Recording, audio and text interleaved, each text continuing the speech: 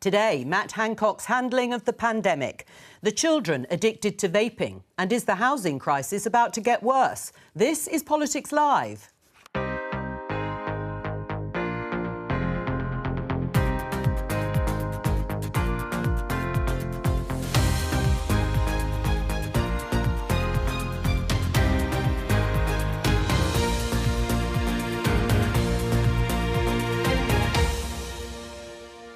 Joining me today, Conservative MP and former Housing Secretary Simon Clarke, Labour MP Dame Margaret Hodge, host of Politico's Westminster Insider podcast, Alva Ray, and The Telegraph's Camilla Tominey.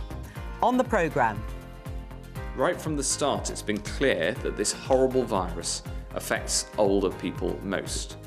So right from the start, we've tried to throw a protective ring around our care homes. Do a cache of WhatsApp messages put that claim in doubt? Allies defend Matt Hancock's handling of the pandemic. It was absolutely crystal clear that we wanted to test everyone who went into social care. That was the ambition. Rishi Sunak has Prime Minister's questions at noon. How will his new Brexit deal go down with MPs?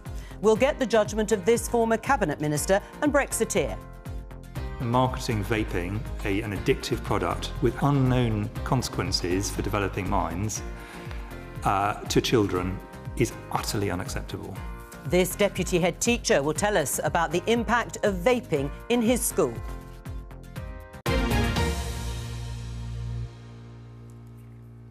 Let's start with this story. Headline in BBC News: cut parents' benefits over school truancy, suggests Michael Gove.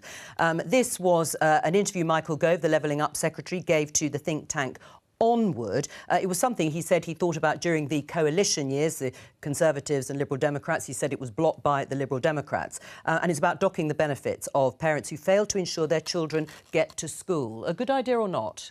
Good idea, yes. I think absolutely that parents need to take responsibility for their children. I think we obviously all believe that attendance is vital, and this is obviously one of a range of measures which you could take to try and make sure that attendance is as strong as it can be. And there are positive levers, which you should obviously always deploy first, and I've seen, for example, a fantastic turnaround at a school like Freeburgh Academy in my constituency, which has gone from inadequate to outstanding in the last 5 years, and that's been achieved largely through very positive encouragements to children. Well, then why use this? But I think if you have persistent truanting and the family are not engaging, then Michael is right to say that you may want to look at options which sharpen the incentives. Margaret? Well, we're going to have disagreement on the programme today, which you'll be pleased to hear. But I think it's an absolutely appalling idea. It's a political gimmick, if I can say to you, Simon, rather than a serious attempt at dealing with a very difficult problem. Let's first of all look at it. It is a huge problem. It's got worse since COVID, when children have fallen out of the habit of going to school, and it affects those most vulnerable children the most. If you look at free school meal figures as one thing, it tends to be kids on free school meals who don't go. So, of course, you've got to tackle it, but let's tackle it in a sensible way. Let's understand why it's happening. And I think there are various things that, if we hadn't had the cuts to schools, I'm sorry to say that to you, we would have had more staff in schools who could do the sensible things. Ring the parents immediately when a child doesn't come in, go and do a home visit, all those things that get a better relationship. And I may also say to you, if you hadn't cut Sure Start, we'd have had a really good programme which would have got us talking to parents at a very early stage and telling them about the importance of education. Punishing parents rather than dealing with the problems is just cheap politics. I'm afraid, Margaret, kids' education is too important for us to just turn a blind eye to persistent truanting, and I completely agree.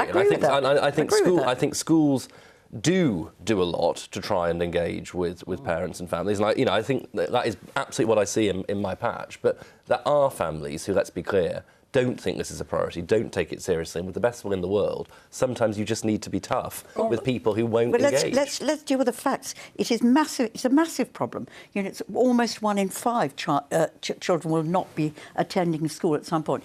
There will always be some parents who you need to take firm action on. Yes, Nobody's I think this is the point. tiny proportion. And I don't think Michael's suggesting anything otherwise. That's the point. He is. Right? What's he going to do about the 20%? If he wants to tackle the 20%, it's putting the resources into a school so that you can do that relationship with parents, so that you can work with the parents to bring the child into school. And it's all those teaching assistants that we used to have in schools that were really doing that sort of job, they've gone. They've gone with the cuts. Do you think it would work? Well, do you think it would work?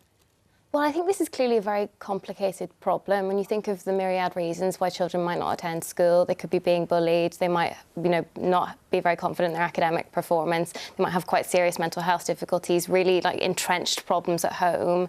I think that there's a risk with this that it could do more harm than good, which should be, the absolute priority of politicians. If even if you can't tackle this, don't make it worse. I think in a cost of living crisis, proposing to slash benefits is a little bit tricky. Would it actually work? I mean, if a student is bunking off school because they're being bullied, or I don't really know if their parent being fined would really tackle that problem. I mean, is that the problem? That it wouldn't have the desired effect, and it would at the same time punish the families? I mean, I think there is a cohort of children and their parents don't care whether they're in school or not, and that's desperately sad. There should be no higher priority for a government than educating the nation's children. I think there's a bigger issue here, and I remember it coming up during the pandemic and the Centre for Social Justice doing some work on it, that there wasn't enough centralised record keeping on how many children are attending school. There was a so-called 100,000 lost children of lockdown. These were ghost children who came off the registered and the government simply couldn't find them and didn't know what happened to them. So I think Robert Halfron, the chair of the Education Select Committee, has raised this, that actually parents like me, we get a lot of letters regularly from the headmaster talking about absenteeism and how important it is to keep that rate up in the high 90s.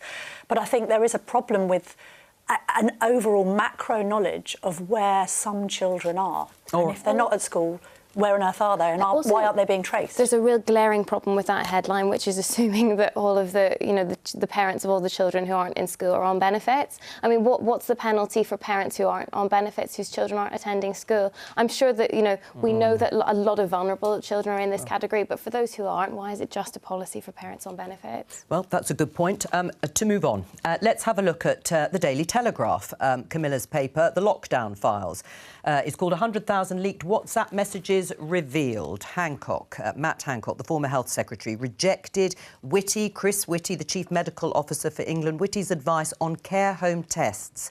Now, this story has emerged because the 100,000 WhatsApp messages have been passed to the Telegraph by the journalist Isabel Oakeshott. She's been critical of the government's handling of the pandemic. She was given copies of all of these WhatsApp messages while she was helping Matt Hancock write his book, The Pandemic Diaries. She's now decided to release them all to the Telegraph. This is a statement from Matt Hancock. These stolen messages, or his spokesperson, have been doctored to create a false story that Matt rejected clinical advice on care home testing. This is flat wrong. Let's give you a flavour of some of the core messages that have been published in the paper. The BBC hasn't seen or independently verified them, but this are a selection of those messages. Matt Hancock. You can see the date there and the time. It's in the morning. Chris Whitty has done an evidence review and now recommends testing of all going into care homes and segregation whilst awaiting result. This is obviously a good, positive step, and we must put into the document. There is this, then, response message from Special Advisor Alan Nixon. I wasn't in testing meeting. Just to check, officials are saying your steer is to remove the commitment to testing on admission to care homes from the community, but keep commitment to testing on admission to care homes from hospital. Is that right? And then later on that day, fine. Matt Hancock message. Tell me if I'm wrong, but I would rather leave it out and just commit to test and isolate all going into care from hospital. I do not think the community commitment adds anything and it muddies the water. Have that for a Q&A response. Well, Junior Health Minister at the time and colleague of Matt Hancock, Lord Bethell, was interviewed about this story and about those messages. Let's have a listen to what he had to say. at that stage, it was clear to everyone that we wanted to move to a situation where many, many more people were tested in the country, particularly those who were most vulnerable, like those going into social care. But we were only doing a few thousand tests a day. And that was the practical problem. We were trying, like every other country in the world, like every other health system, we were desperately trying to scale our testing to meet this huge need for extra tests. And what we had to try to do in the meantime was to prioritise who got tested first. Lord Bethel's right, isn't he, Camilla, that this is a partial story, that the Telegraph has these WhatsApp messages. It doesn't include all the notes from the meetings, the official meetings that were held. And we've never made any secret of that. You know, this is one conversation at an unprecedented time. However, we are baffled at the notion of us doctoring messages. Nothing's been doctored, and indeed the section that he refers to as being missing is actually there and has been there in full from the beginning. So what we've done is we have poured through 2.3 million words and we are presenting the messages as verbatim. We very much believe it's in the public interest for the public to know the decision-making in the background that informed decisions that changed people's lives and affected people's lives. This was a life and death situation. On care homes, I've got a personal vested interest because my father, a retired GP, has run a care home for many, many years.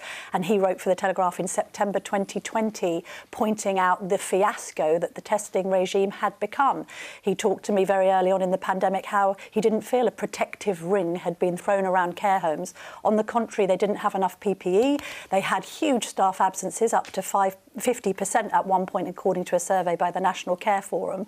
And that diktat of April the 2nd, which suggested that people should be released into care homes to free up beds in hospitals without being tested, was disastrous. What these messages then say is that instead of mandating, as Professor Whitty had requested, for all people admitted to care homes to be tested. In fact, the guidance of April the 15th said that only those who were coming from the hospital setting should be tested and not those from the community. Right. Matt Hancock then later tells the Health and Social Care Committee months later that actually it was community transmission that really proved fatal for care homes, where, lest we forget, 25,000 people died in the first 3 months of the pandemic. Right. As you know, Lord Bethel also said, James Bethel, that it was operationally impossible to test everybody because there weren't enough tests. Simon, what is your response to the story? Well, I think what this shows is the importance of the COVID inquiry that will examine the full set of information, which, you know, as we all know, is going to be a mammoth undertaking, reflecting both messages such as these, but also all the government documents pertaining to what happened.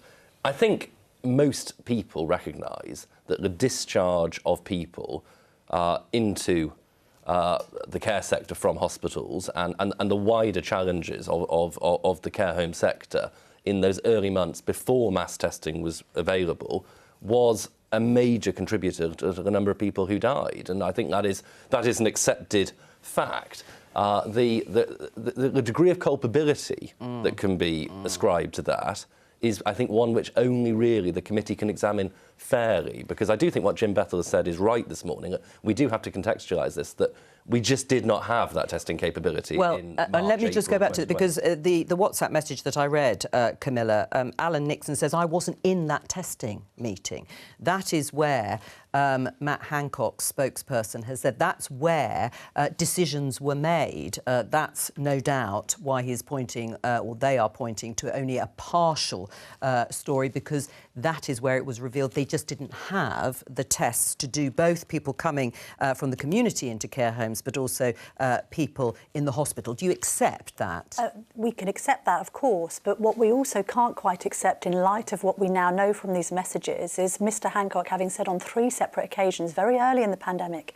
He later said on Andrew Marr, he said it later, but he didn't say it. He said 3 times in the first wave of the pandemic that the government had thrown a protective ring around care homes. And actually what these messages relay, and what the anecdotal evidence of many care providers suggests, is that actually far from a protective ring being thrown around care homes, that actually the most vulnerable people in this pandemic, the elderly, were somewhat cast adrift. What's your response, Margaret, listening to... I mean, do you think it is in the public interest to publish all these WhatsApp messages that will be handed over to the COVID inquiry? Yes, I do think it's in the public interest, and I have always had this little rule in my head that if you put anything on paper, you've got to expect it to appear on the headline on the Sun, or indeed in this occasion on the Telegraph. You know, I don't know whether he chose to share these WhatsApps with Isabel Oakeshott. I should have expected that. There were a number of things I feel. It was terrible at the time, and I remember doing surveys of care homes in my own constituency, and the lack of testing and having all these people admitted, taken out of hospitals and admitted, was terrible. The lack of PPE was all terrible. Had they prioritised testing, that's what I always feel, and we'll wait for the inquiry, but had they prioritised testing, we could have performed better than as many of the other countries were doing on that. We were hopelessly behind everybody else on testing. And I think, I mean, I have to say, I've found some stuff on Twitter. Am I allowed to read this out to you? Well, it depends what it is, Margaret. It's quite a lot on Twitter. I've got a lot on Twitter from Matt Hancock having a discussion with George Osborne. He wanted George Osborne to cover for him. This was April. These are other WhatsApp messages. These are WhatsApp messages. 28th of April, he says, I need to call in a favour. I currently have 22,000 spare slots tomorrow at my drive-through. Hence, I've extended eligibility. Demand just isn't there. There's obviously good news about spread of virus, but hard for my target. And then he goes on. At one point, Osborne has clearly been a little bit critical of the testing regime, and Matt Hancock says why. Matt Hancock says, mass testing is going well. I fear this looks like you asked for me to be overruled. Osborne replies, no one thinks testing is going well. If I wanted to test today, I can't get one unless I fake systems. All right. And X is waiting test results from 3 weeks ago. All right. So well, it was that a complete. It was, well, on it was the, on your and the only other. Well, I was going to say we have to give some balance here. And look, I accept completely, Margaret. Testing in those early months was extremely limited in our ability to offer it to everybody, and that was why it was such an achievement. Why we did ramp it up in the way that we did, and it's also, in fairness to the government, such so was it a mistake to say you put a protective ring around care homes? No, I think it just has to be understood in the context that if it is a case that there weren't enough tests, and I think that will have been the case, to test everybody going into the care homes, it wasn't completely unreasonable, I would submit, to say that people coming from hospital were a priority. I mean, that is... Yeah, but the guidance didn't change, Simon, until August, when it recommended that all people should be tested coming from the community. That was August. So by that point, of course, testing had been rightfully prioritised to the care sector. But you've also got the Health Secretary himself admitting later that it was community transmission that was the problem. We had a situation in care homes where people didn't get their test results back in time. Even in September of 2020, they were asymptomatic and therefore they were unwittingly spreading it around the residents and staff. That was 2020 September. That was 6 months into the pandemic. I mean, just to take a step back, Alva, we've already had Matt Hancock's account, if you like, in the pandemic diaries. We now have this tranche of WhatsApp messages that actually Isabel Oakeshott published. She says in her defence that actually it was taking too long, waiting for the inquiry that has yet to come. Everybody getting their tail in first, if you like. I mean, do you take that statement from Isabel Oakeshott that actually we are behind other countries in terms of having actually held a public inquiry into the government's handling on COVID? Yeah, 100%. I mean, lots of countries have already begun and finished their COVID inquiries. We haven't begun ours yet, or it's only just begun, and within the past week.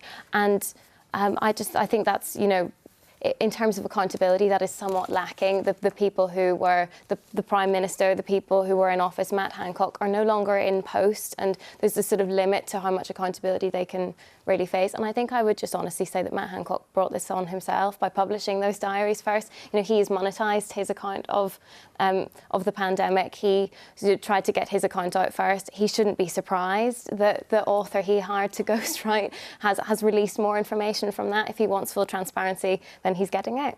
Let's have a very final little thought. This government by WhatsApps and and texts and what have you is really, really dangerous, and we all ought to be thinking about how you incorporate public accountability. Well, let's ask Simon, because you are in government.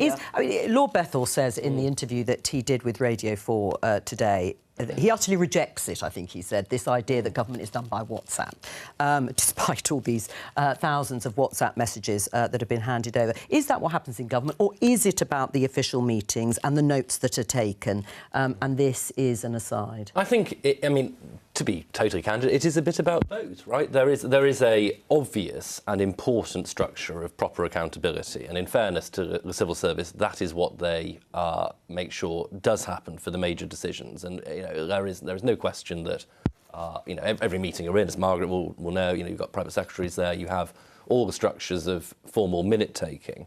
But equally, in an age of instant communication and frankly, the particular circumstances, I suspect, of the spring of 2020, the ability to message quickly and, of course, to speak to your aides, that is bound to be done to a degree on WhatsApp or text messages. And I think it's how as a society we account for that, how as a government, of whatever colour, we achieve the right level of records. All right, well, let's talk about something else. Headline in the Times: harmless vapes are creating teenage addicts. School children hooked on cheap disposable e-cigarettes from China. Now, England's chief medical officer, you heard him in the headlines, Chris Whitty, has attacked the appalling, he calls it, marketing of vapes to children, saying it is clear some products are intended to appeal to underage kids. Let's listen to a little bit more of Sir Chris Whitty.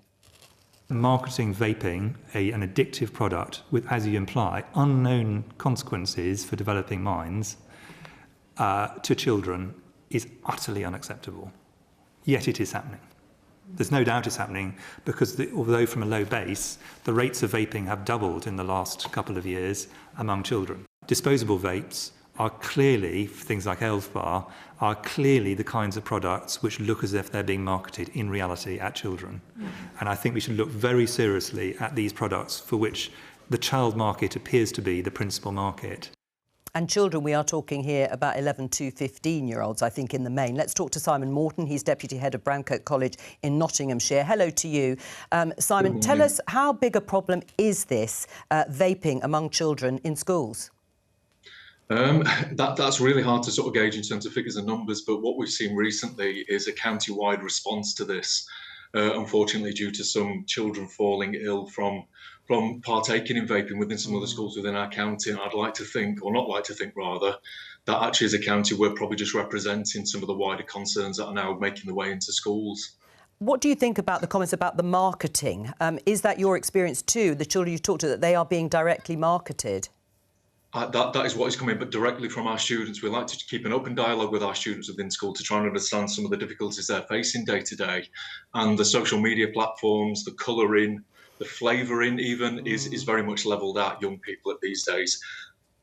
When you say that some of the children are ill as a result, you think, from smoking these vapes, do you think parents understand the risks to their children? I don't think it's fully out there, unfortunately. I think if you look at sort of the trend of vapes, they were introduced and sort of marketed as a ploy to sort of detach or give up smoking. And if we look at smoking on a holistic level, of course, the health negatives outweigh vaping from what we currently understand. What that has then caused is sort of a bit of a vacuum in knowledge in terms of parents being able to make a decision as to whether they should be giving their children vapes or not. It seems an acceptable ploy to avoid smoking, unfortunately, and there seems a real detachment from some of the concerns around nicotine alone, because actually that's well documented, the health risks around nicotine, and you know the intake of nicotine from the vapes is proven to be more significant than potentially 2 packets of cigarettes. Right, well, I mean, obviously that means they're very strong in that. So what sort of illnesses are you seeing? From what we understand, it wasn't, well, I think they fell ill because of some of the chemical liquids that were then added to vapes. So from what we understand, this isn't representative of our school, but from what we understand in the county, that children are adding THC as one of the liquids into vapes. And again, that is so accessible to young people these days. What are you going to do? I mean, what steps can be taken, do you think?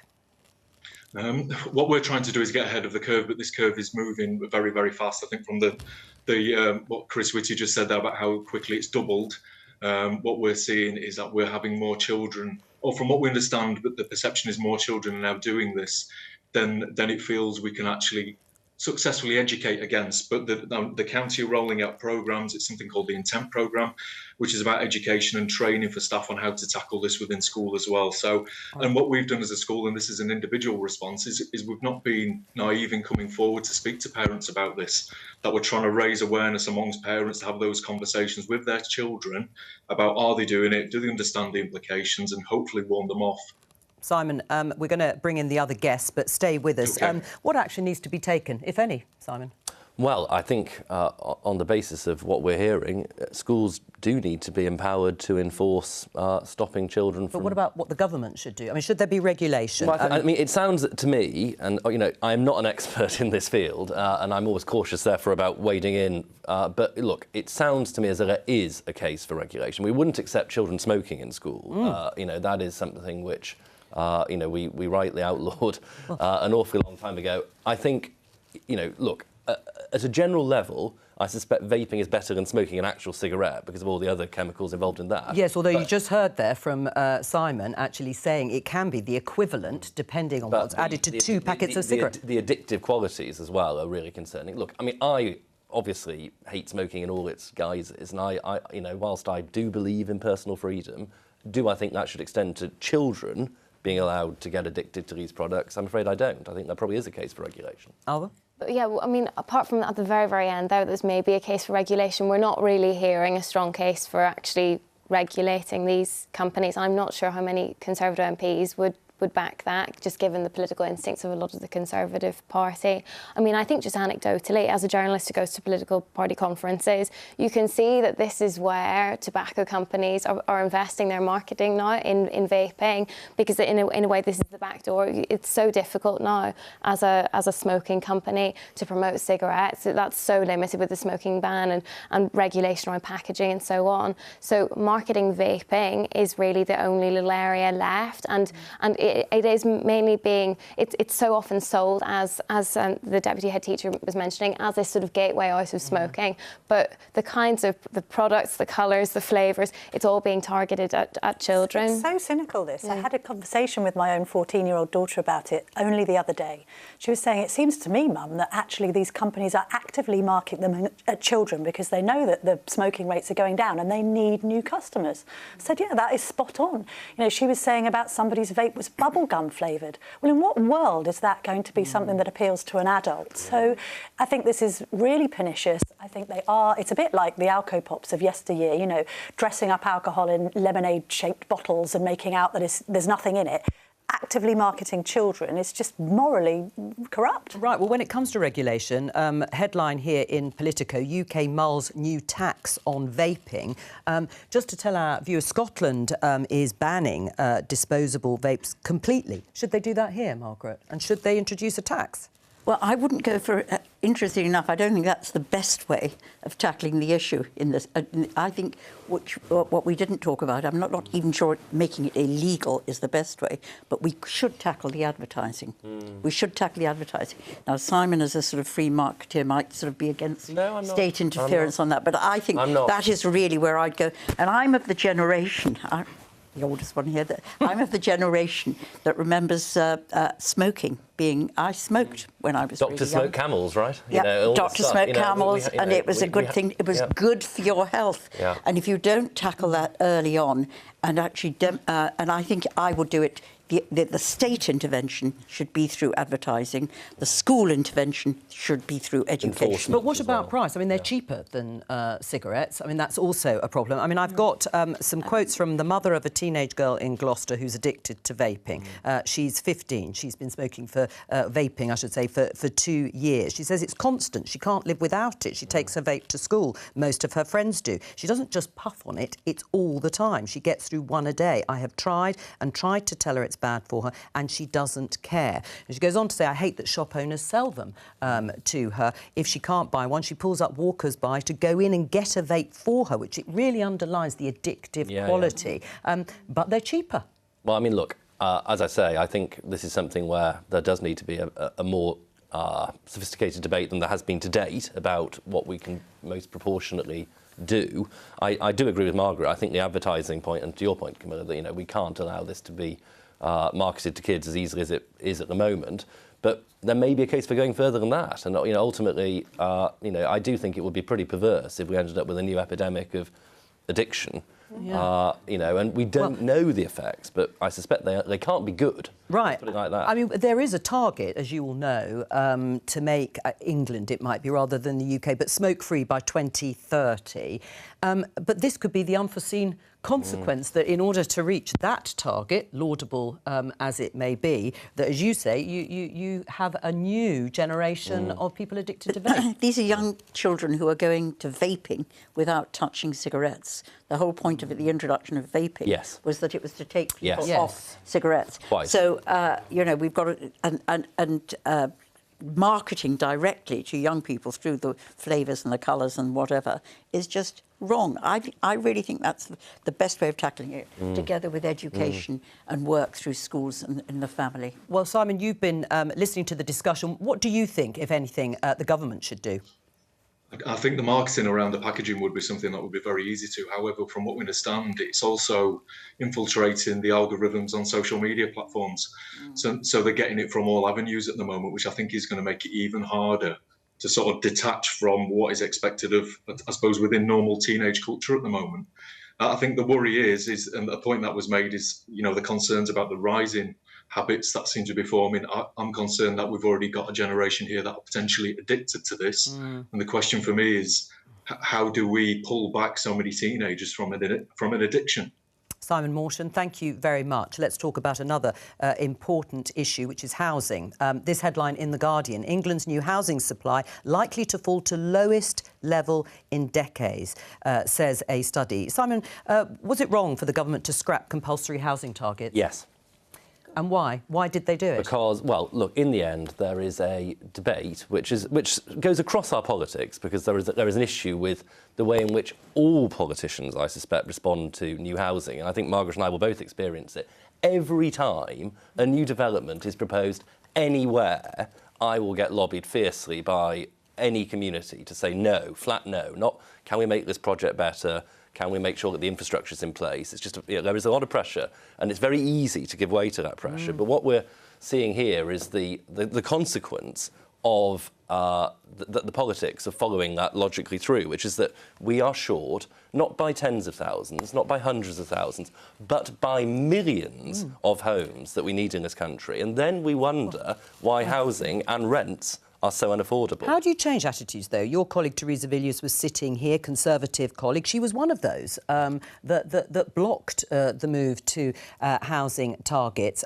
What do you say to people like her? I'm afraid, and I like Theresa a lot, and we agree on an awful lot, but she is wrong on this. And there is a debate which I am determined to lead and to win, to make sure that my party, which is ultimately the party of opportunity, of building capital in your life, honours that pledge. And actually there is a whole generation of people, not in their 20s, but in their 30s and 40s, who can't afford to live a decent life because their homes are not fit for purpose, and their rents and their mortgages are totally out of whack with what the type of home that they're getting. I mean, I can't disagree with Simon. I think we've actually switched in thinking from being NIMBY to far more YIMBY, and I would include our readership in that. You might associate a Telegraph readership with the kind of people that might write to Simon and say, not in my backyard. And at the same time, these are people who have got children and grandchildren, and they're worried that they can't live nearby them in the home counties or wherever, because it's completely unaffordable. I live in a small rural village in Hertfordshire. There have been new homes built. They've been built in appropriate places. No one's talking about concreting over the countryside. Exactly. That's the fear, and there's a political fear from the Tories because they think that the Lib Dems campaigned on this in Chesham and Amersham near me, and of course were quite successful on it. If the development is appropriate and in the right place and doesn't look out of kilter, and I think there's an emphasis on brownfield rather than green, which is hugely popular with all rotors of all different hues. But it still doesn't happen. But it still doesn't happen because of the political objections. You are somebody in the category that we are talking about. What is your personal experience? I mean, I pay £950 a month to rent in London. I'm on a decent enough salary at Politico, but buying a house is completely out of reach for me, and that's not a sort of, tiny violin for me, but really just I'm totally representative of my generation. I think, and I actually just think because of the kinds of people who make up the intake in Parliament, the kind of people who tend to be commentators, we just don't hear that enough. When we saw mortgage rates spiral under Liz Truss, it got a lot of... It did get a lot of traction. People understood rightly how serious that was, how that was affecting people. But I just think for younger people, like the stark reality really is that unless you have parents to help you with a really generous mortgage, or you can live at home and save for a substantial amount of time, or you're on, a really generous six-figure salary in London, basically. That is the reality, isn't it? It's basically out of reach. Six-figure salary in London. And we know that not everyone can earn that kind of money. We can't have a whole generation of corporate bankers. So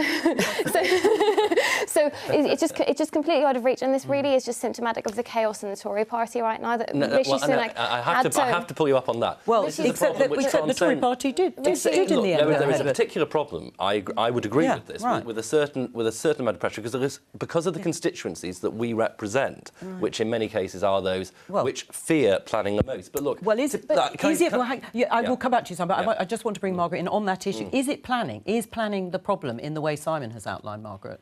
I don't think it is. I think it's a tiny thing on the side. Do you? Yes, because there are plenty of planning permissions around, and there are plenty. There aren't enough. There are plenty of planning permissions around, and there are plenty of brownfield sites. Because I think Simon wants to build more on greenfield. No, I don't. And there's stuff that you could do, like build homes on top of tube stations and railway stations. There are 800,000 fewer homeowners today than there were in 2010. So it is about building more. But what I would add to it is it's not just about building more for owner occupation. The problem now is that the privately rented market is absolutely saturated with people who in the past would have been in a social housing, in a council house or in a housing association house. So it's not just releasing planning permissions. We've actually got to put public money, capital, not revenue, capital money, into building more affordable homes for social rent, so that people have a decent home at a price they can afford. That would release the pressure in the privately rented sector. And it isn't just about building for owner occupation, it's building for those who are homeless, those who are in bed and breakfast, and those who are at the bottom end of the... I'm just going to pause just for a moment, just before I come to you, Simon, while we're talking about this. Let's welcome viewers from BBC News Channel. We're talking about housing and whether planning should be liberalised and the problem of home ownership as the panel sees it just at the moment. Simon. Well, I mean, to correct Margaret, I definitely believe in brownfield first, but we shouldn't also kid ourselves that brownfield alone is enough. We are going to have a more grown-up debate than that, and there have been some recent studies showing that, brownfield can only meet a proportion of the housing shortfall that we have. I completely believe that we need investment in all kinds of tenure.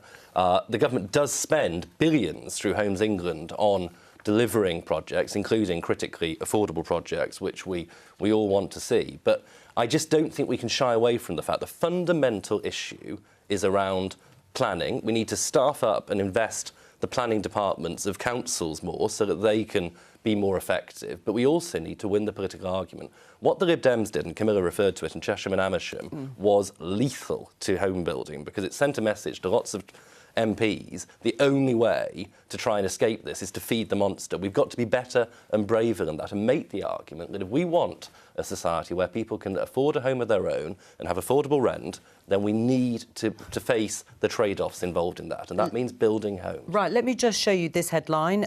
It's related, but a different story. Homelessness, rough sleeping, up more than a quarter in a year. The government promised to end the blight of rough sleeping by 2024. What's gone wrong?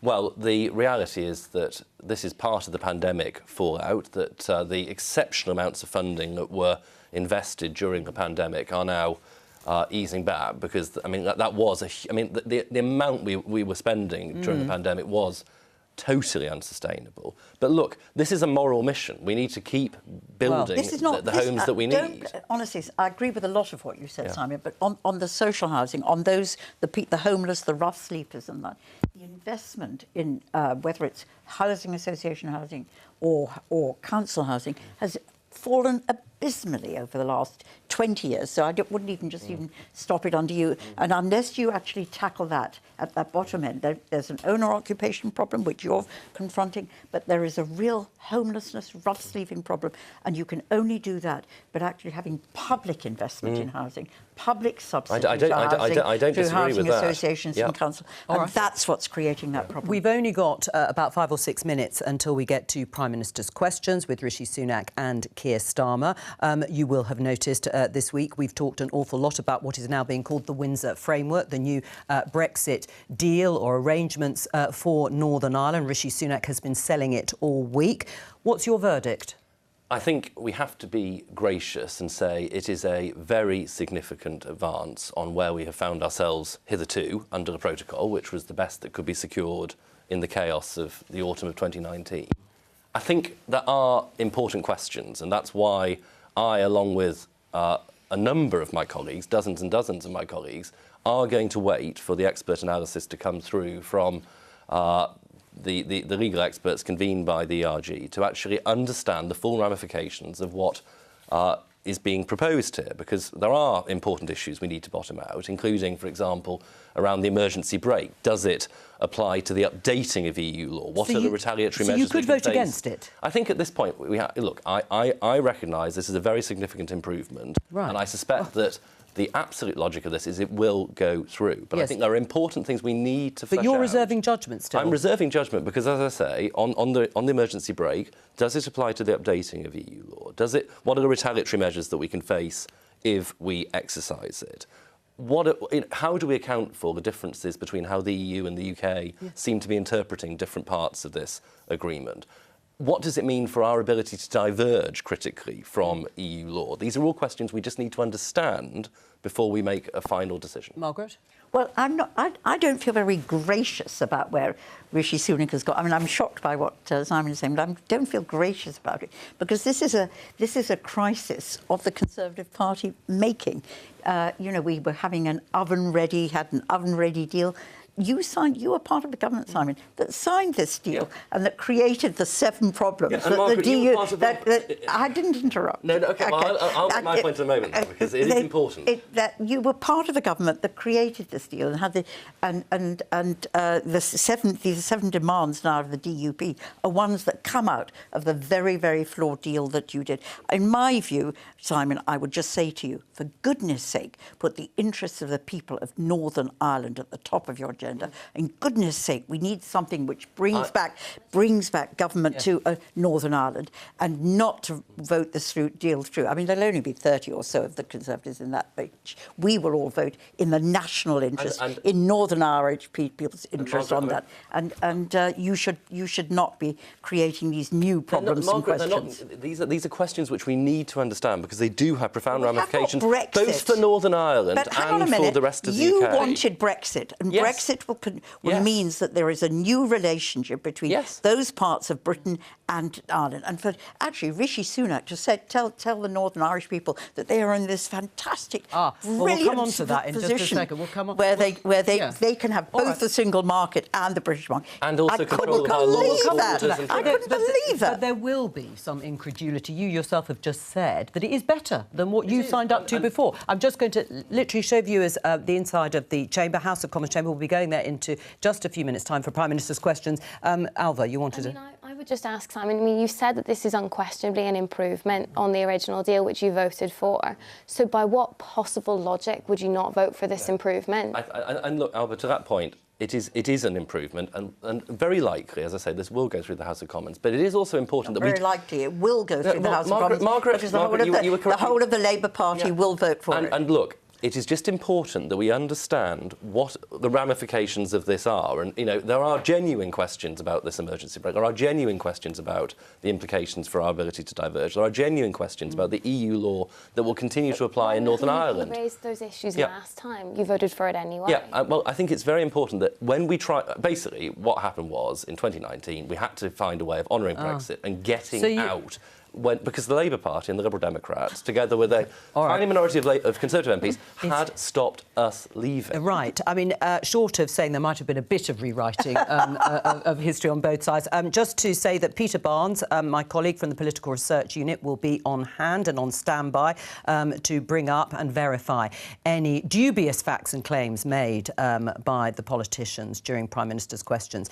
On the issue that Margaret raised about the unique position that Northern Ireland finds itself in, having a boost from not only having access to the EU single market as well as GB internal market. If it's good enough for Northern Ireland, why not advocate the rest of the UK having that marvellous position? It did seem to be slightly contradictory there. I think that was Mr Sunak kind of trying to gee up morale over this new deal, and he seemed cock-a-hoop about it when he presented it with the European Commission President.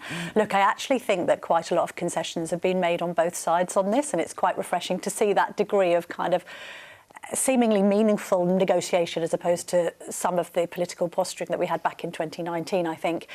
It is interesting that the Brexiteers are holding their counsel. Some have gone forward in support of the deal. David Davis. There may be political reasons for that because, of course, David Davis wants a deal to succeed that might cost Boris Johnson not to, let's put it that way.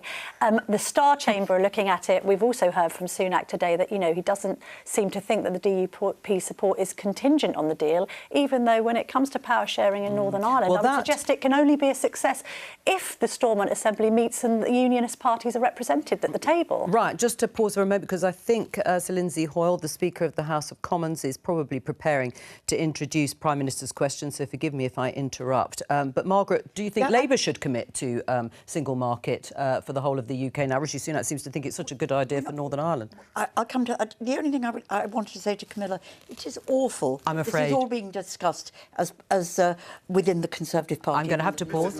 In we go. I wish everyone, but in particular my honourable friend from Montgomeryshire, a very happy St David's Day. Mr Speaker, this morning I had meetings with ministerial colleagues and others. In addition to my duties in this House, I shall have further such meetings later today. Thank you, Mr Speaker. The Prime Minister understands the importance of NHS staff because he was out there every Thursday night clapping for them during the pandemic. He must therefore also surely know that he hasn't got a hope of dealing with the NHS crisis if he doesn't invest in its workforce. We have a plan to double medical school places and end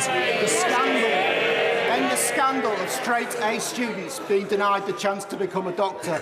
Patients support our plan. The NHS supports our plan. Even his Chancellor supports our plan. Why doesn't he? Mr Speaker, the honourable gentleman needs to keep up. We are doing a workforce plan for the NHS.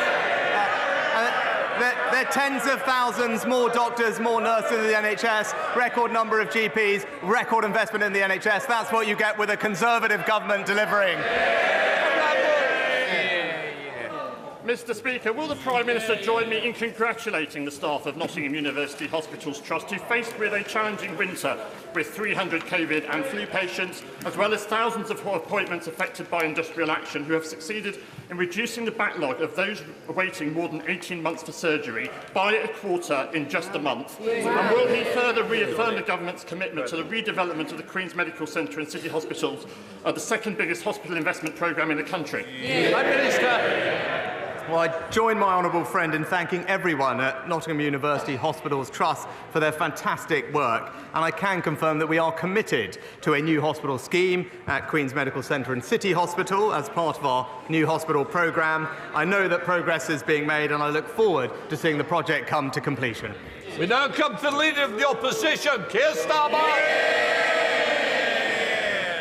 Thank you, Mr Speaker, and can I join the Prime Minister in wishing everybody a happy St David's Day. Mr Speaker, after 13 years of Tory failure, the average family in Britain will be poorer than the average family in Poland by 2030. Exactly. That's a shocking state of affairs. If the Tories limp on in government, we're going to see a generation of young people learning to say Auf Wiedersehen, pet in Polish, aren't we?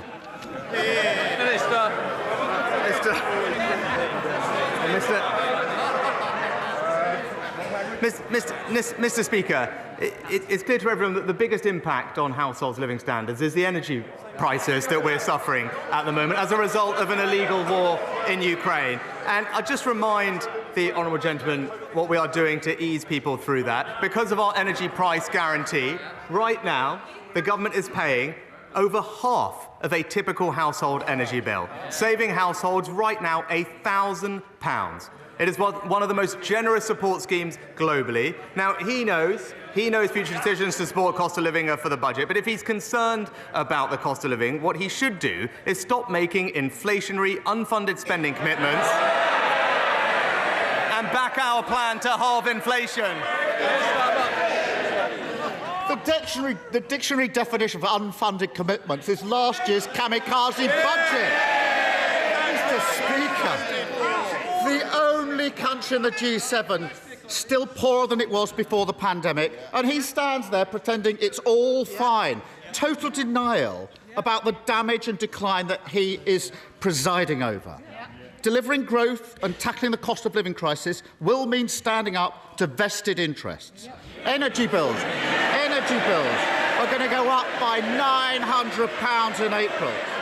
He knows he's going to have to act, but who's going to pay? Hard-working families through higher taxes and more borrowing, or the oil and gas giants celebrating record profits?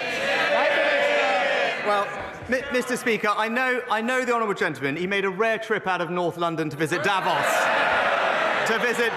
Recently. Perhaps while he was there, he missed the survey of 4,000 global CEOs from 100 different countries that ranked the United Kingdom as their #1 European investment destination.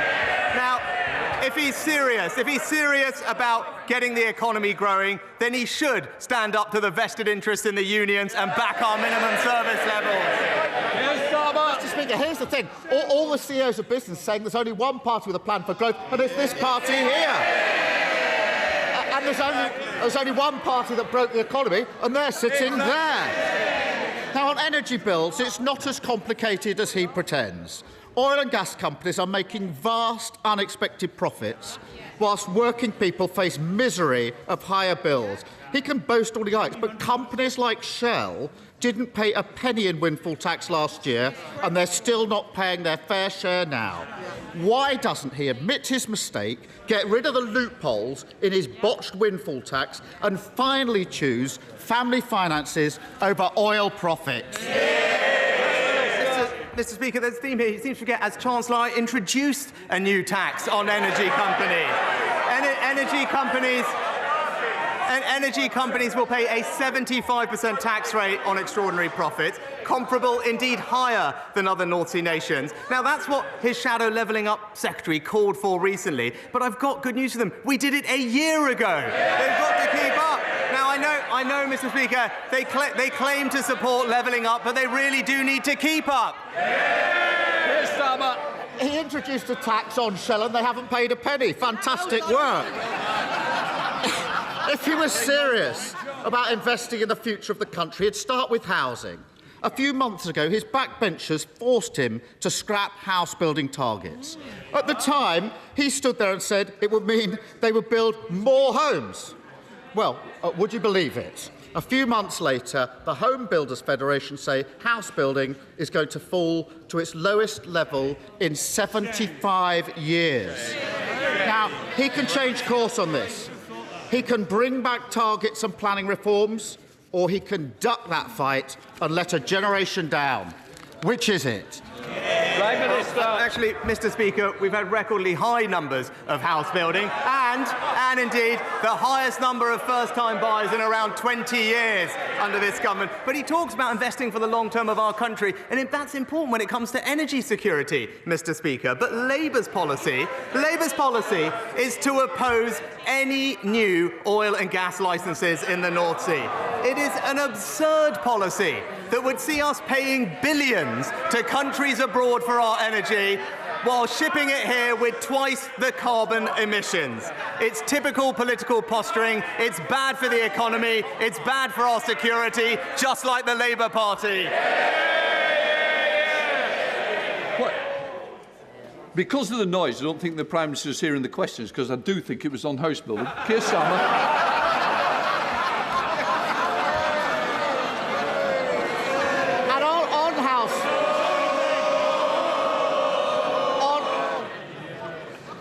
house building, Mr. Speaker.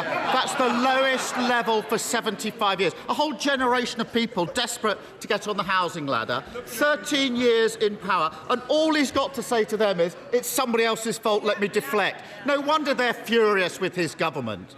And it's not just bills or housing. Families are paying over £1,000 a month just to send their child to nursery. If he scrapped his non-dom status, he could start to fund better childcare, put money back in people's pockets and get parents back to work. Seems a pretty simple choice to me. So what's he going to choose? Wealthy tax avoiders or hard-working parents? Well, Mr. Speaker, if we want to see what happens with house building under a Labour government, just look what's going on in London, Mr. Speaker. And when it comes to tax, the facts don't suit his argument. Let's just go over them. The wealthiest pay more tax, the poorest pay less tax than under any year of the last Labour government, Mr. Speaker. Now, about his plans, he's already spent the money he claims he'd raised from that policy on 5 different things, Mr. Speaker. It's the same old Labour Party, always running out of other people's money. Mr. Speaker, he's never happier than he's pretending everything's fine or blaming someone else. And didn't we just see it there?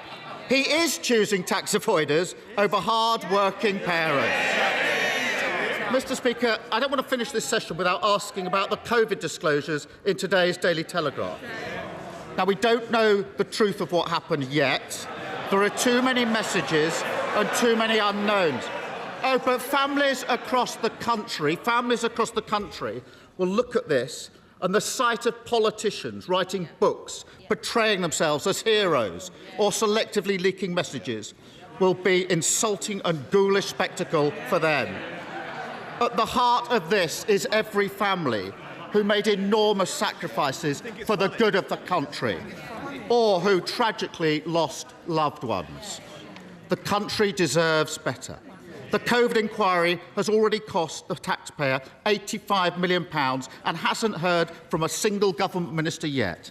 So can the Prime Minister assure the House no more delays, that the inquiry will have whatever support it needs to report by the end of this year? Minister. Well, Mr. Speaker, the last couple of years were an incredibly difficult time for everyone involved in the health service, and I pay tribute to all their hard work, and I know the House will join me in that regard. And now, rather than comment on piecemeal bits of information, I'm sure the honourable gentleman will agree with me the right way for these things to be looked at is the COVID inquiry. That's why we've established the COVID inquiry, and he will know, as he has mentioned it 1 or 2 times before, that he was a lawyer in a previous life, that there is a proper process to these things. It is an independent inquiry. It has the resources it needs. It has the powers it needs. And what we should all do in this House is let them get on and do their job.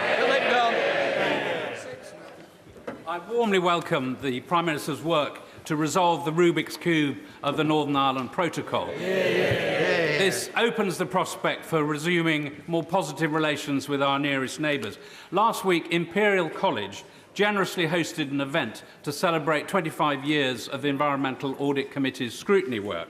Academics from Imperial and the other world-class universities that support our work have been clamouring to re-engage with their research partners through Horizon and other programmes. Can my right honourable friend assure the House that he has commenced negotiations to resume an association for the UK with Horizon Europe? Minister. Well, I thank my right honourable friend for his support for the Windsor framework. He's right about the benefits that it can bring, and also join him in paying tribute to our incredible research community who do a fantastic job. I can assure my right honourable friend that we will continue to work with the EU in a range of areas, not just research collaboration, but also strengthening our sanctions against Russia, energy security, and crucially, illegal migration. I look forward to those discussions and hope we can conclude them productively on a range of different areas. We now come to SNP leader Stephen Flynn. Mr. Speaker, yesterday the Prime Minister said that EU single market access was special, exciting and attractive. If that's the case, why is he denying it to the rest of us? Prime Minister. Well, Mr. Speaker, it's disappointing that it's disappointing the honourable gentleman is seeking to play politics with the situation in Northern Ireland. Northern Ireland, as he well knows, has a unique place in the United Kingdom, and what we are trying to do is restore the balance inherent in the Belfast Good Friday Agreement, and he would do well to acknowledge that. Stephen Flynn! Mr Speaker, let's be clear. What the Prime Minister said yesterday was that EU single market access will be a good thing for business. Now, of course, that's in contrast to the leader of the Labour Party, who said in December that EU single market access would not boost economic growth. Does it hurt the Prime Minister to know that the Labour Party believe in Brexit more than he does? Mr Speaker, with regard to Northern Ireland, the important thing to note is to avoid a land border on the island of Ireland between North and South.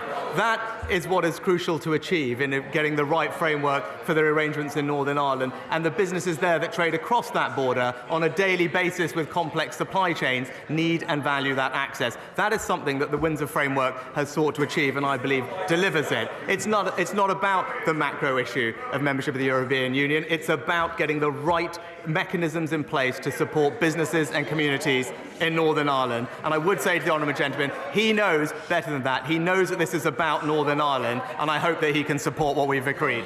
Virginia Crosby. Thank you, Mr Speaker. I'm sure the Prime Minister, like me, was excited to see the first new nuclear reactor for a UK power station in more than 3 decades arrive at Hinkley-C this week. Will the Prime Minister make it his personal mission to deliver vital new nuclear power at Wilver in my constituency of Unismorn, one of the best nuclear sites in the UK?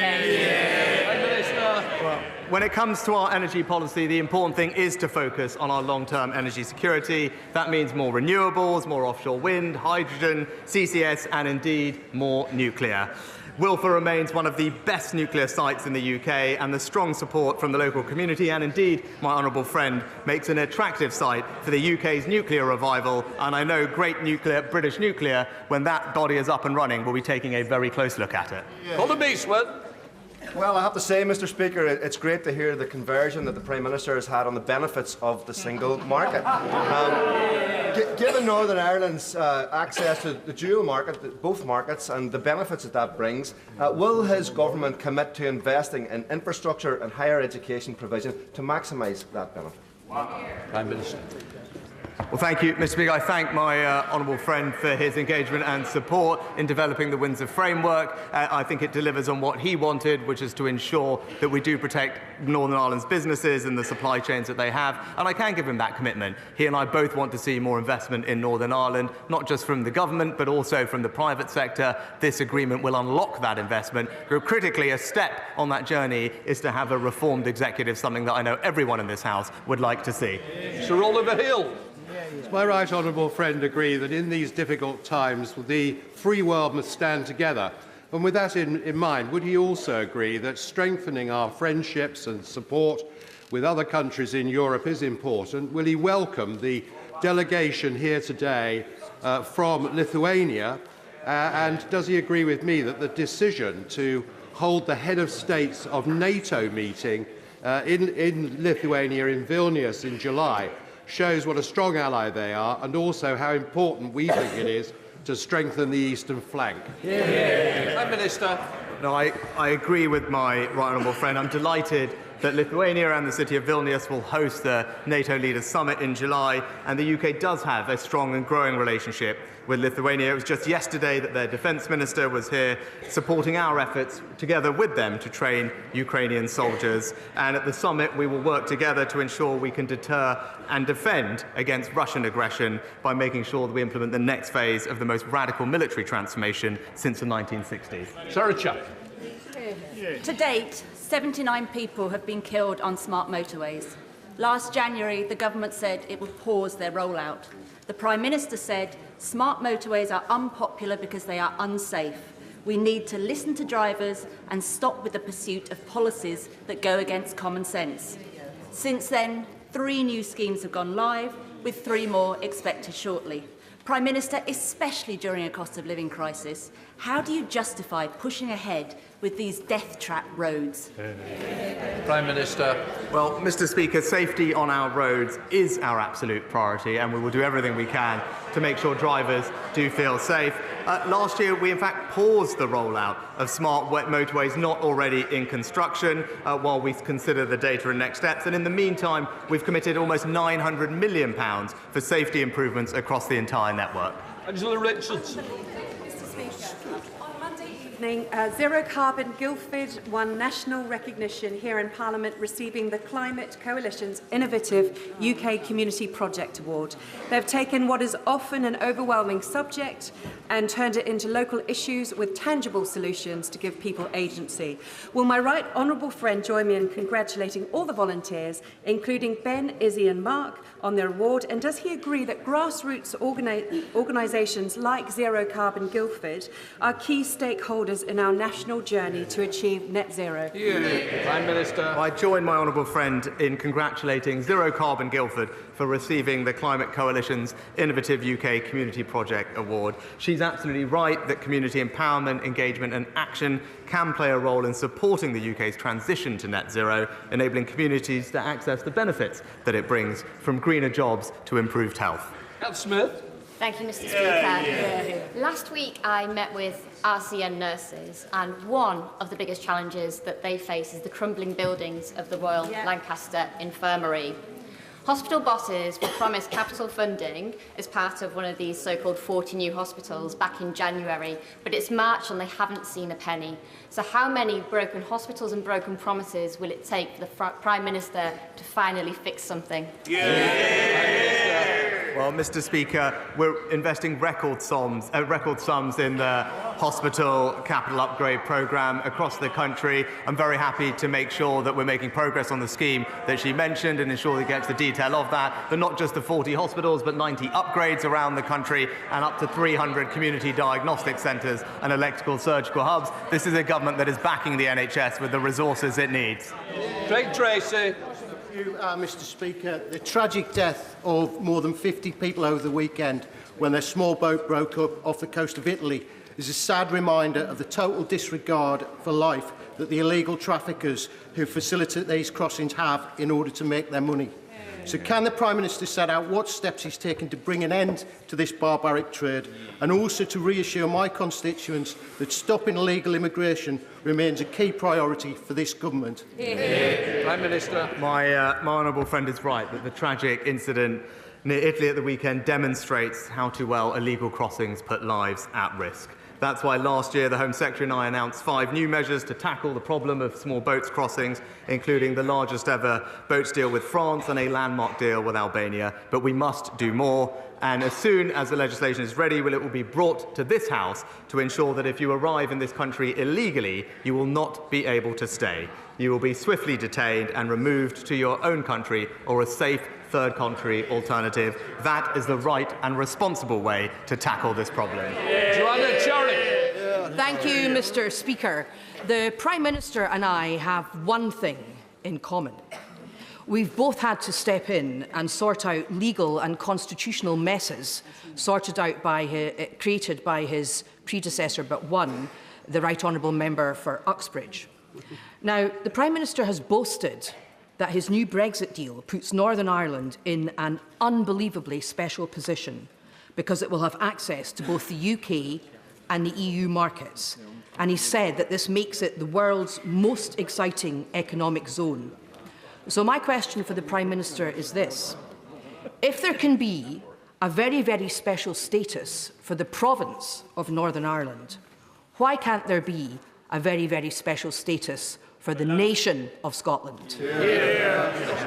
Well, Mr. Speaker, there is a very special status for the nation of Scotland, and that's inside our United Kingdom.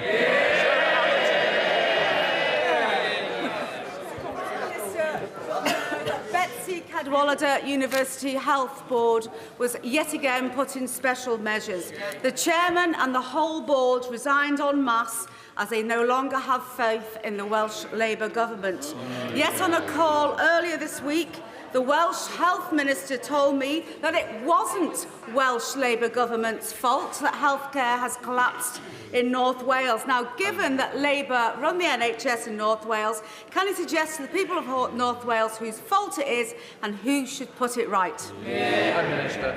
Well, Mr. Speaker, I share my honourable friend's concern, and the House will know that health is a devolved matter for the Labour-run government in Wales, where 1 in 5 people, Mr. Speaker, in the entire country of Wales are now on a waiting list. So the government there should focus on the people's priorities and start cutting waiting lists, as we are doing here in England. Thank you, Mr. Speaker. A recent survey I did in Edinburgh West showed that a heartbreaking 80% of those who responded said the high cost of energy meant they would have to ration it. Now, I do not represent a deprived area of the country. And almost a quarter of Scottish homes now live in fuel poverty, not helped, of course, by the total absence of an insulation programme by the Scottish Government. So will the Prime Minister now accept that to allow the price cap to rise will only make things worse for millions of families? And given the significant reduction in the costs of wholesale energy, will he accept that it's now time to listen to the Liberal Democrats and cut bills to April last year's levels?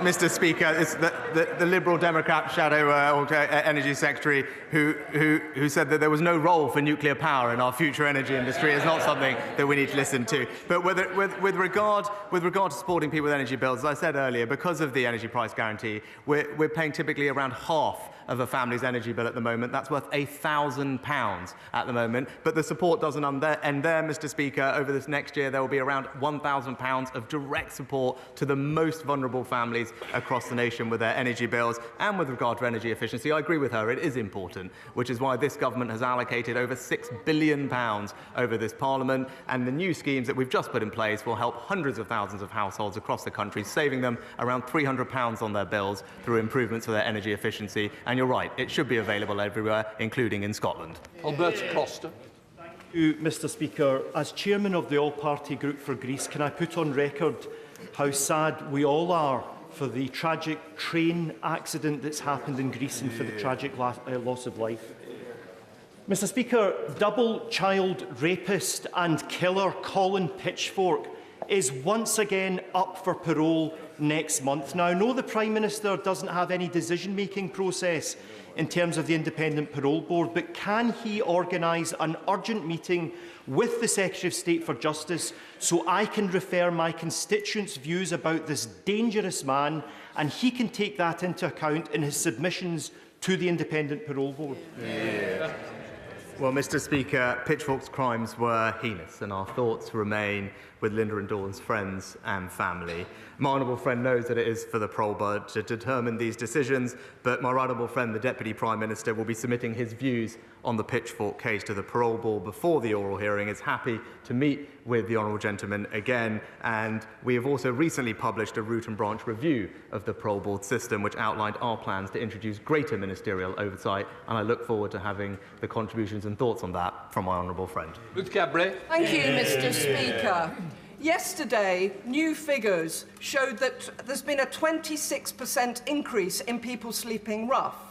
Meanwhile, a Conservative Party donor spent £25,000 on a crystal-encrusted portrait of the Prime Minister, and another paid £40,000 for a shooting trip.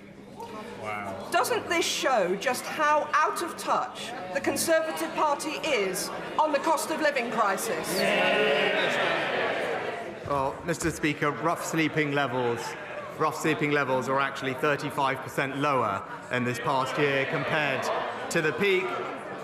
That's partly as a result of the £2 billion of extra investment that we've made over these 3 years to tackle rough sleeping, and we continue to have one of the lowest rates of rough sleeping in the world globally when last measured. But we'll continue to do more, Mr. Speaker. We don't want anyone to have to sleep rough, and because of the innovations that we have made, we're taking more and more people off the streets, and the government will keep delivering more. James Sunderland. Mr Speaker, last month the Pines Primary School in Bracknell achieved a good rating in its Ofsted inspection. That in itself is laudable. What's significant is that the Pines is now the 40th of 40 eligible schools in Bracknell to be graded good or outstanding. Mr Speaker, this clean sweep is an outstanding achievement and I'm very proud of everyone locally. So would the Prime Minister please join with me in congratulating our fantastic teachers, staff, governors and pupils, and also Councillor Gareth Barnard and the entire education team at Conservative-run Bracknell Forest Council. Well, Mr Speaker, education is the closest thing we have to a silver bullet for transforming people's lives, so I'm delighted to join with my honourable friend in praising everyone involved, from the councillor to the teachers to the staff to the governors, for delivering such fantastic results. They are in the business of providing tremendous opportunity for the children under their care, and we all owe them an enormous debt of gratitude. Chris Elmore. Thank you, Mr Speaker. Citizens Advice estimate that the number of households unable to afford their energy bills will double from 1 in 10 to 1 in 5 from April. Labour, Mr Speaker, has a plan to help struggling families right across the country now. Why can't the Prime Minister see the need to take action on energy bills now, avoid the cliff edge, and they can shout all they like, Mr Speaker, and stop plunging more people into poverty from April? Well, Mr Speaker, we are helping people now. We are helping people with the energy price guarantee that is ensuring that there is a £1,000 saving on their energy bills right now. And, Mr Speaker, we're providing further support over the coming year for the most vulnerable, with direct cost of living support worth up to £1,000, but also a record increase in pensions, record increase in benefits, and a record increase in the national living wage, because that's what a Conservative government does.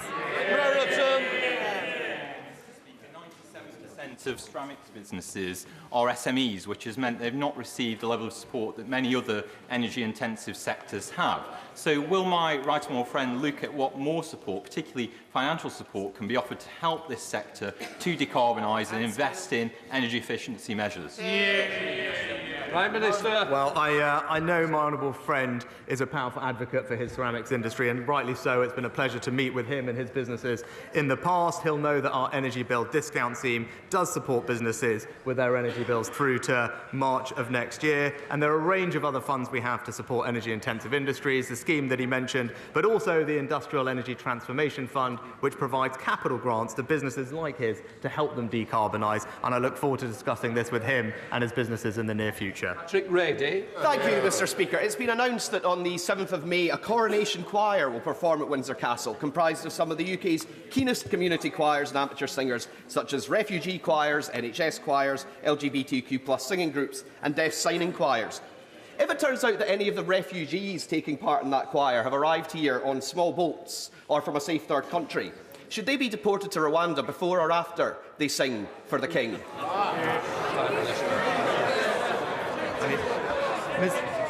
Mr Speaker, Mr Speaker, it's amazing. It is amazing when previously we have had a question about the awful tragedy of illegal migration that happened just recently, that the honourable gentleman can't accept that it is, in fact, there is absolutely nothing compassionate about tolerating illegal migration when people are dying.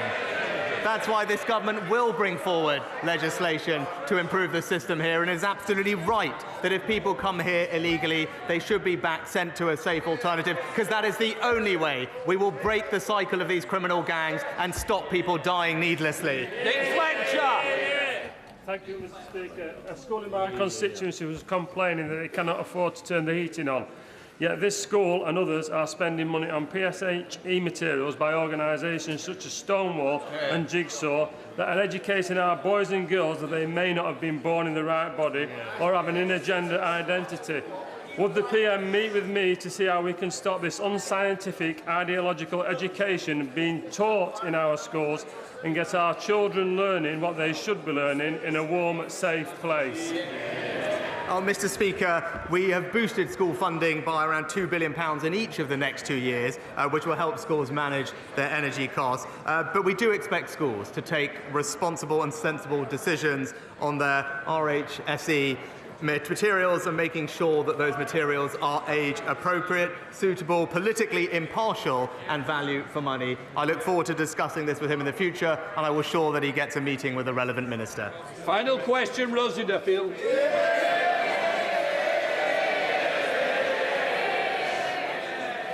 Thank you, Mr. Speaker. The Prime Minister may be aware of Sky News' investigation and report today on the over-the-counter sales of nitrous oxide or laughing gas to children and young teenagers. One alarming aspect is the change in the size of canisters from 8 grams to 620 grams. Wow. And ambulance call-outs related to overuse have tripled. Instead of criminalising the young people who buy nitrous oxide, isn't it time to take urgent action against those knowingly selling this harmful and potentially life-changing substance to children underage? I thank the honourable lady for her question. I share her concern and the concern of members across the House about nitrous oxide's detrimental impact on communities, its contribution to antisocial behaviour, and indeed I mentioned it in the speech I made at the beginning of this year specifically. The Advisory Council on the Misuse of Drugs is conducting a review of nitrous oxide and is looking particularly at this question. The Home Secretary has asked them to expedite their review, and we will consider their advice carefully when it is received. That completes Prime Minister's questions. As you heard Sir Lindsay Hoyle saying, that's the end of this session of Prime Minister's Questions. It's time to introduce our guests for this part of the programme Politics Live. For the Government, the Conservative Party Chairman Greg Hands, and for Labour, Shadow Chief Secretary to the Treasury Pat McFadden, and the BBC's Chief Political Correspondent Nick Eardley. Welcome to all of you. Before we get into the main substance of Keir Starmer, the Labour leader's questions to Rishi Sunak, he raised and reflected on the story we were discussing earlier in the programme about a tranche of WhatsApp messages that have been released to the Daily Telegraph that seem to undermine the claim by the former Health Secretary, Matt Hancock, that there was a protective ring put around care homes. Keir Starmer said it was a ghoulish spectacle seeing books, WhatsApp messages before the public COVID inquiry actually takes place, and he called on Rishi Sunak to say and commit that it would happen by the end of this year. In fact, it would wrap up. There'd be a report by the end of this year. What's happened exactly to the public inquiry, Nick? Well, I mean, it's going on, but we've got no idea how long it's going to take. The first section of it's due to take about 4 months, but there's no sense of when we might get some results from it. Some people close to the process suggesting it may be kept until after a general election that we actually get anything tangible in terms of conclusions. Is that really acceptable, Greg Hands? I mean, we are now seeing various people give their version of events, key players, and yet families who lost relatives and loved ones during the pandemic still haven't heard from the public inquiry. Well, of course, the public inquiry has only just started. I think we should allow it to develop a momentum. I don't think it'd be right to put, if you like, an artificial deadline on the public inquiry. But why has it taken so long? Other countries have finished theirs. But most importantly, the public inquiry be done thoroughly and be allowed to conduct its business without, if you like, somebody, e.g. the government, putting an artificial deadline in on the end of it. Right. What do you make of Matt Hancock, the WhatsApp messages that have been released, which seem to conflict with the official advice that was given about testing people, residents going into care homes from the community as well as hospital? Well, of course, as you know, Joe, my own father died in a care home of COVID. Shortly before the time of these text messages. I don't think the text messages made a difference in his case, but it's a very distressing time for families up and down the country to read about the process behind this.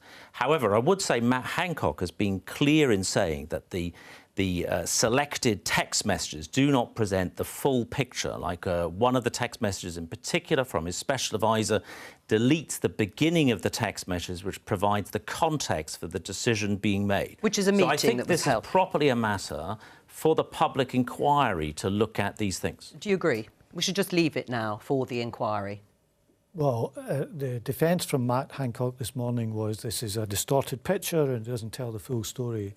The way to get to the bottom of this is through the public inquiry, but they have to get on with it.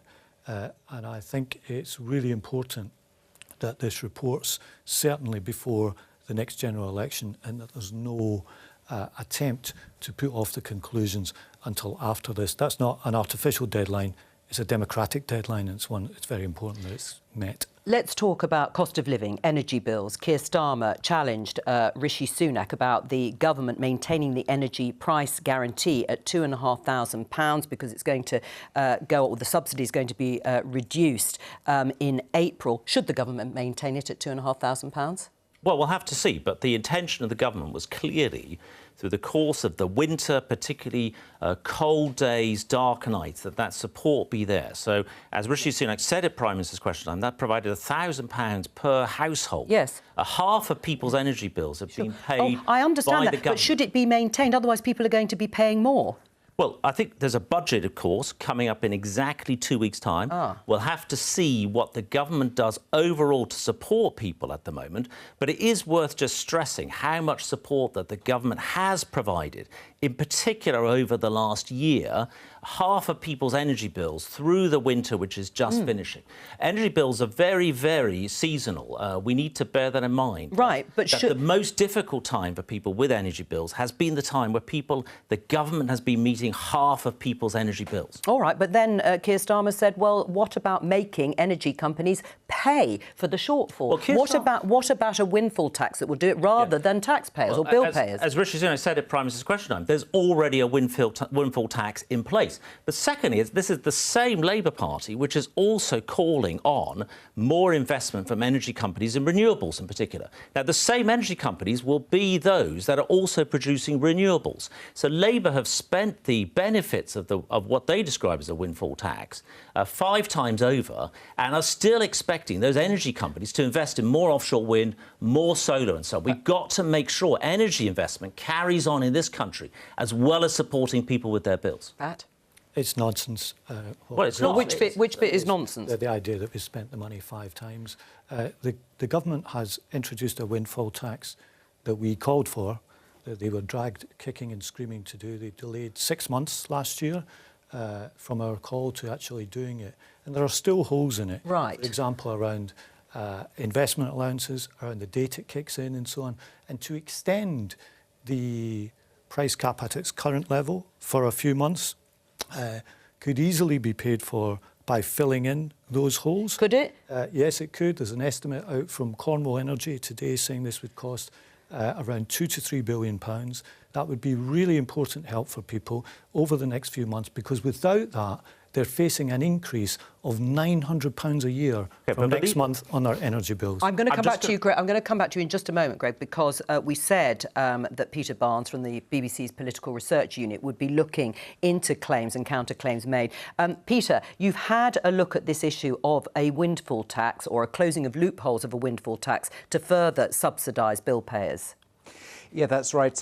You'll have heard Keir Starmer and just Pat McFadden just then saying there's this, what they call a loophole in the government's current windfall tax.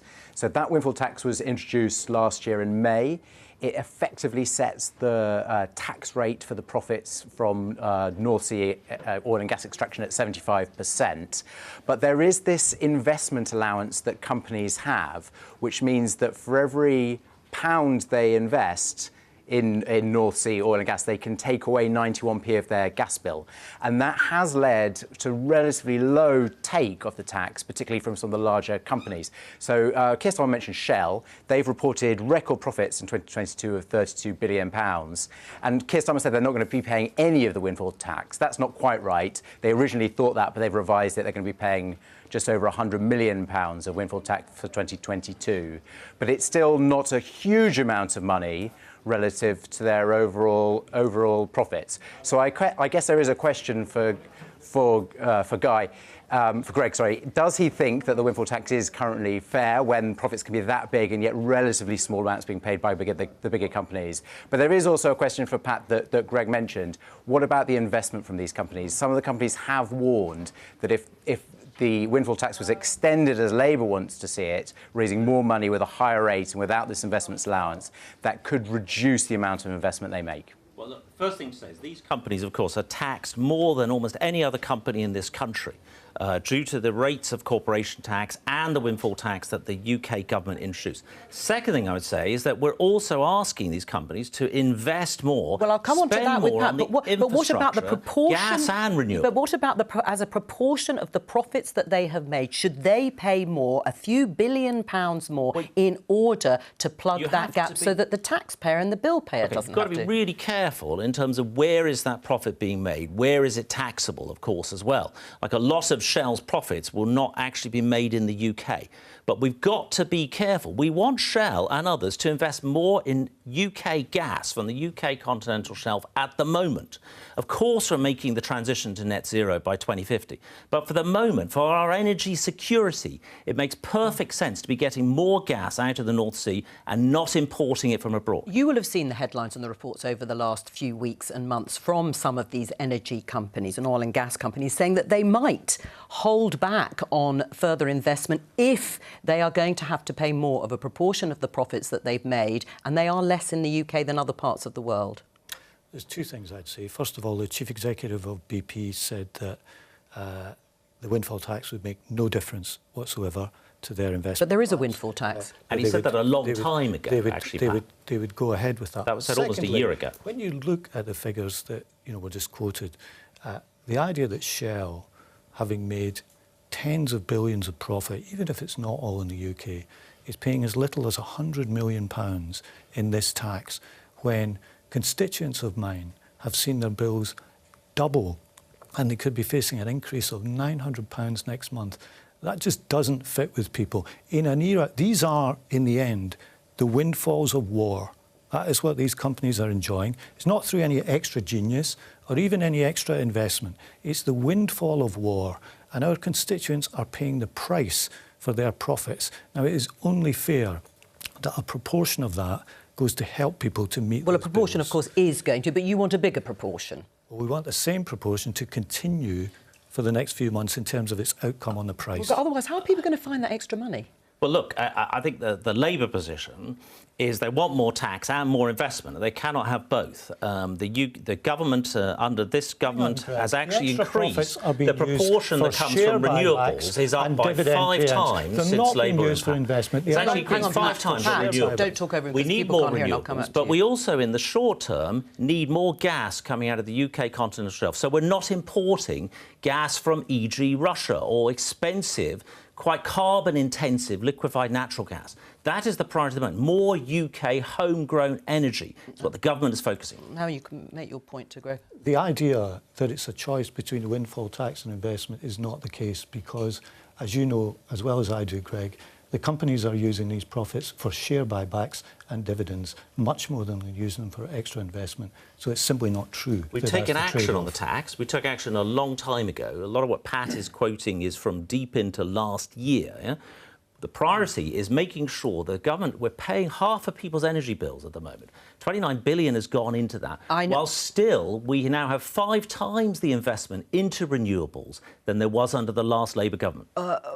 The budget's coming up in a few weeks' time. Greg Hand's mentioned that. Do you think there might be a chance for Jeremy Hunt to address this issue? Yes, possibly.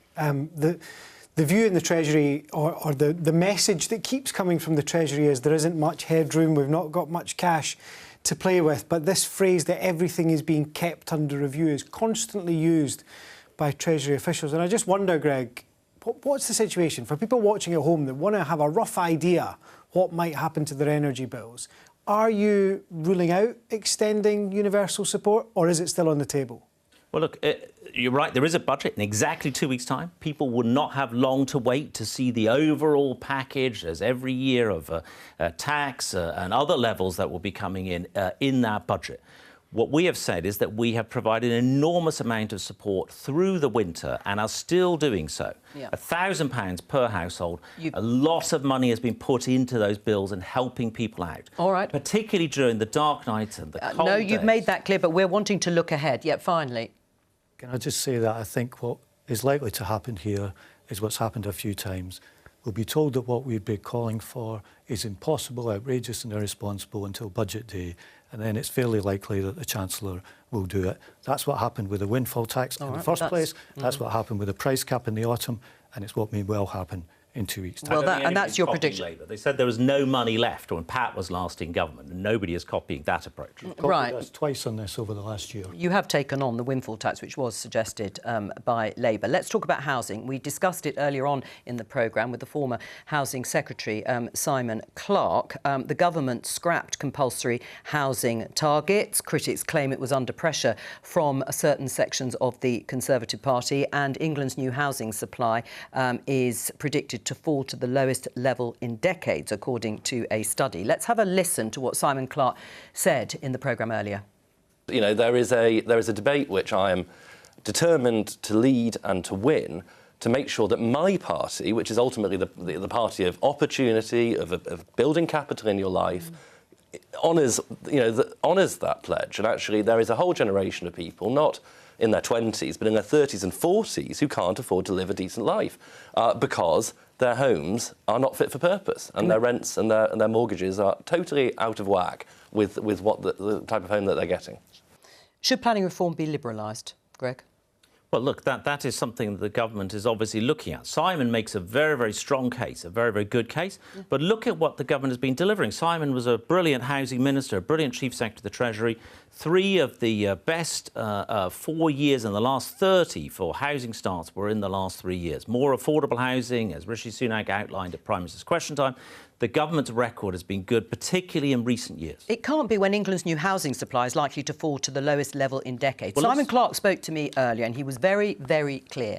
He said that the Conservative MPs who voted to scrap compulsory housing targets, which he said are absolutely critical to trying to build homes in volume to meet the demand, and particularly to try and increase supply and reduce prices across the country to make it more affordable.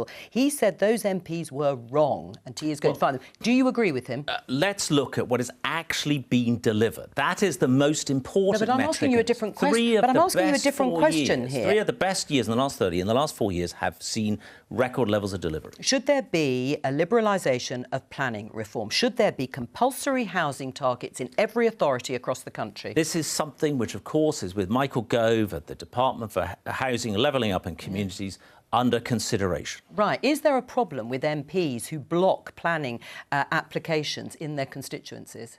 Well, look, in terms of MPs are expected to be their voice in their community. That has long been an issue. I remember the last Labour government had a lot of MPs who would say one thing about their national policy and then a different thing locally. Well, Greg Hands, that leads me to this tweet. I think it's from 2021. It says the Communities Department has rightly called in Hammersmith and Fulham, that's your constituency council's proposal, to build a new residential tower in central Fulham. We need more homes, but not more tower blocks in Fulham.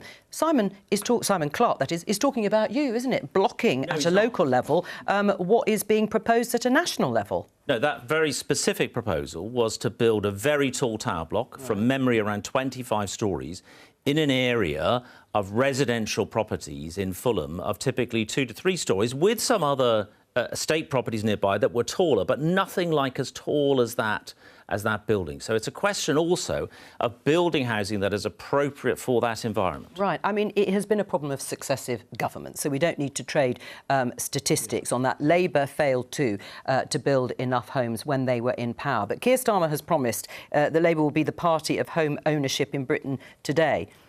How? Well, we've got to build more or people can't buy them. That's the simple equation. But how are you going to do it? Because MPs, there'll be Labour MPs that also block applications. Look, I think you can probably find, you will be able to find MPs of both parties who've objected to housing proposals in one way or another in their own areas. But as a government, you have to decide what you want to do nationally on this. And the truth is, there are far too many people who just can't afford to buy a home at the moment, and you have to, in the end, build more homes to try and meet that demand. Right, so would you like to see a liberalising of planning laws? I think we're going to have to look at planning to get the housing and the growth that we need, because otherwise the country just doesn't build things quickly enough. So we're going to have to do that. And it will be rocky along the way. But I think at a national level, that's what you've got to do in government policy. And what I was struck by, the furore that happened in the Tory party a couple of months ago was it really illustrated that Rishi Sunak's at the mercy of these rebellions. We had this on housing, we had one on onshore wind, And he can't, of course, stop individual MPs objecting. That will go on, as I say, that's happened across the parties. What he can do as Prime Minister, though, is set the national policy and try to drive it through. And the truth is, he shied away from that, and that's why Simon Clarke is so angry. Greg? But look, I don't accept that at all. There's a good debate in the Conservative Party. It is not a party that, under Rishi Sunak's leadership, has been beset by rebellions. Yeah, it's working consensually. He's had a very, very good week on the Northern Ireland Protocol with the party, actually showing strong, firm leadership and delivering for the people of the country. That is what Rishi Sunak is all about. But he capitulated to backbenchers on the housing targets and on onshore wind. I disagree with that. Onshore wind, of course, has been a long-standing policy going back to 2013 or 2014, in actual fact. So that is not, if you like, a recent change in policy. Right. Let's talk about your new job. Well, newish anyway. As party chairman, you also have a vice chairman in Lee Anderson. Deputy chairman. How do you get on with him? Lee and I get on fantastically well. We are a good combination. I've also got other deputy chairmen, like, for example, Nicky Aiken, like, for example, Jack Lepresti, like, for example, Matt Vickers, like, for example, Luke Hall. All right. I mean, he has caused some controversy, Lee Anderson. We can show you some of the things that he has said. This in the HuffPost, Tory MP Lee Anderson says people use food banks because they can't cook or budget. Let's just show you another one of the things. In fact, we discussed it on the programme. Lee Anderson, new Tory Deputy Chairman, would support return of the death penalty. Do you agree with him on either of those issues? I don't agree with him on the death penalty, and nor does Rishi Sunak. And, of course, it's government policy to be against the death penalty. But look, for Lee Anderson to say he's in favour of the death penalty, this is not some, if you like, some fringe view. I think probably around a third, 40% of the people of this country believe in the death penalty. This is not something which in any way invalidates him being a Conservative MP or indeed being the Deputy Chairman of the party. And what about saying people use food banks because they can't cook or budget? Is that the sort of thing that you would subscribe to? Well, Lee Anderson brings a very real-world experience into the Conservative Party from his own background as a miner and from his community. And I think he is expressing a view in relation to how he sees the world from that perspective. You know, but he and I are very different, but we are both. I'm the Member of Parliament for Chelsea and Fulham. He is the Member of Parliament for Ashfield. We come from a different perspective, but we're all within the broad church of the Conservative Party, which backs Rishi Sunak and Conservative Party policy. Well, and finally, this in the Daily Telegraph, Calais refugee charities just as bad as people smugglers, says Lee Anderson. Is he wrong? Well, look, again, I don't agree with that, but I think he's making a point about how the boats and how migration is operating in this country, which is, again, I think, is something which is being debated at the moment. We had it in PMQs just now. The Prime Minister giving a very strong answer in terms of what is going on with the boats and against illegal migration and against people smugglers. Fair enough. It's a broad church. Lee Anderson is entitled to say what he thinks, and those broad views are being expressed across the Conservative Party.